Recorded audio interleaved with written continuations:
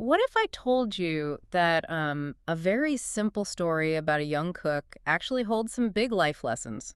I mean, it sounds crazy, right? We usually think that simple words just mean simple ideas. Right. We assume there isn't much to find. But today we're stepping into a very special kitchen. Welcome to today's deep dive. Thank you. I'm really excited for this one. We are looking at a beautifully simple story. It is about a young boy named Huhu. And even though it is meant for beginners, the ideas in this text are genuinely fascinating. They really are. And to truly understand these layers, we are going to take our time today. Yes, we are. We are going to speak very slowly and clearly today. Exactly. We want you, the listener, to really hear every single word. Because in a short story like this, well, every word is important. So we are going to repeat some key words for you to learn. Let's get right into it. Sounds good. The story starts by introducing the main character. It says, this is Huhu. He is a young chef. And I want to pause right there on that word, chef. Yes, chef. It is a very important word. Right. The book doesn't just say he is a boy making lunch. It gives him a real title. Which is a big difference. You know, a cook is someone who just makes food. But a chef is someone who leads a kitchen. Oh, wow. So it means he is the boss. Right. It implies he has a vision, he has mastery over his work, and the story tells us he loves to cook yummy food. This is not just a chore for him. It's his passion. It is who he is. Exactly. But the visual description is what really caught my eye. The story tells us to look at his clothing. Oh, the hat. The text says, look at his hat. It is a big white chef hat. It looks like a cloud. It looks like a cloud, yes. Now, my first thought is this just a fun picture for a simple book? Like a puffy hat looks like a puffy cloud. That is the obvious thought, sure. Right. But is there a deeper meaning here? Does the cloud mean Huhu is a dreamer? Like he has his head in the clouds? It is absolutely a symbolic anchor. I mean, you think about a cloud, it is high up in the sky, right? Right. It is way up there. And it is always changing shape. So by telling us his hat looks like a cloud, the story is telling us that this chef is a creator. He is full of big ideas. I hear that. But let me push back just a little bit. Sure. Go ahead. Having your head in the clouds usually means you are not paying attention. Right. It can be a bad thing. Exactly. If you are working in a hot kitchen, dealing with fire and boiling water, well, being a dreamer seems kind of dangerous. That is a brilliant observation. And it sets up the next part of the story perfectly. How so? Because you cannot cook a meal with just your imagination. Cloud-like ideas have to be brought down to the real world. Oh, I see. Dreams are nice, but you need physical things to make them real. Yes. And that change to the real world hits very hard in the story. Huhu finds a red tomato. And the book says, it is round and fresh. Right. He looks at it and says, I will use this. Yeah. So suddenly we are dealing with real raw materials. We are dealing with his vegetables. Vegetables. That is our next key word. Yes. The introduction of the vegetables grounds the story. Think about what a vegetable is.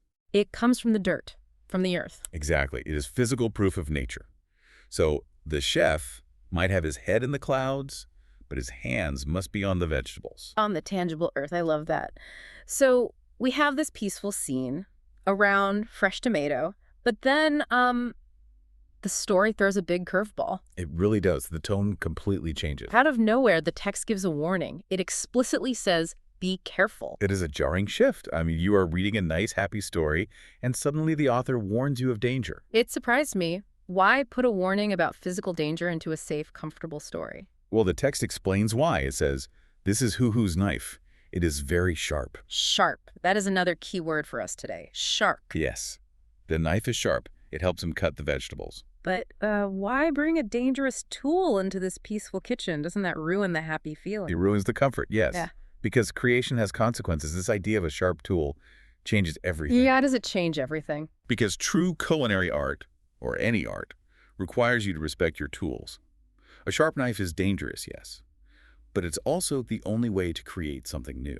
Oh, wow. Because you cannot make soup out of that round tomato without destroying the tomato first. Precisely. You have to destroy something a little bit to build something new. That is a deep lesson. It is. Making something wonderful requires precision, and precision carries risk. The chef has to respect that the knife is sharp. Right. The sharp knife is the only thing that makes his cloud-like dreams turn into real cut vegetables. Exactly. It is a balance. The same tool that makes the art can also cut your finger. You have to balance the big dreams with the present danger. That is heavy. It is heavy. And Once the story establishes you this, the visionary chef, the vegetables, the sharp tools, it moves into something totally unknown. Yes, the story introduces a mystery. Right there, next to the tomatoes and the knife, it asks, what is this? It is a yellow bag with a keyhole. A yellow bag. Let's look at that choice. First, the color yellow. Well, yellow is the color of attention, right? Like school buses or hazard signs. Exactly. It demands that you look at it. It is highly visible. But even though it is bright yellow, the inside is completely hidden. Because there is a secret inside. A secret, yes. That is our next key word. Secret.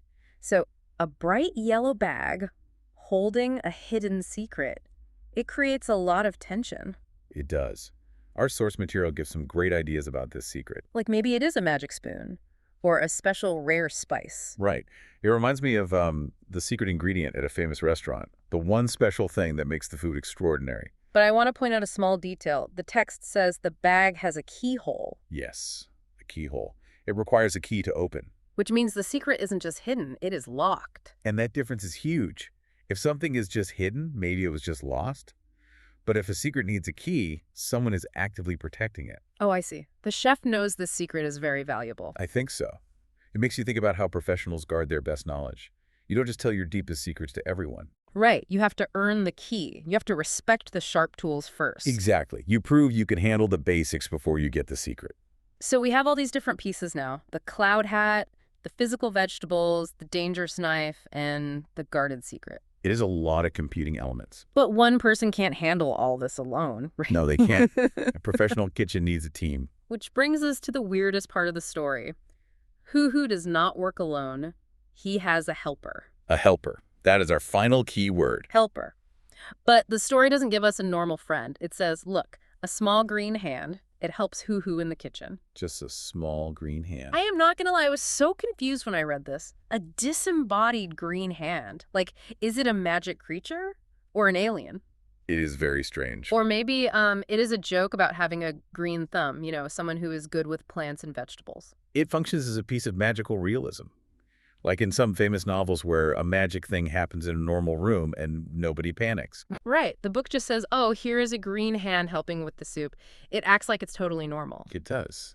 But symbolically, why just a hand? Why no face or voice for this helper? It is a little creepy if you think about it too much. Well, think about the roles. The chef gets the big white hat. The chef gets the title and the attention. Right. The chef is the star. But the helper is just pure utility. Just a hand doing the work. Wow. Pure action. The hand doesn't need praise, it just executes the tasks. Exactly. It represents all the invisible work that goes into making a big dream real. The story actually asks the reader a deeply reflective question here. What question is that? It asks, if you were a chef, what kind of helper would you want? That is profound. If you are building something, a business, a project, a family, what kind of helper do you need? Right. Do you need someone to challenge you?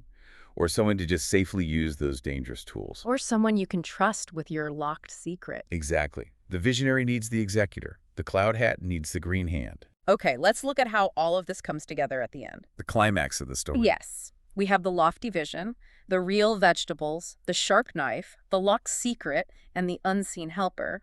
What happens? The text tells us simply, Huhu makes a wonderful vegetable soup. A wonderful vegetable soup. It is the perfect combination. Notice how things changed. The raw vegetables were violently cut by the sharp knife.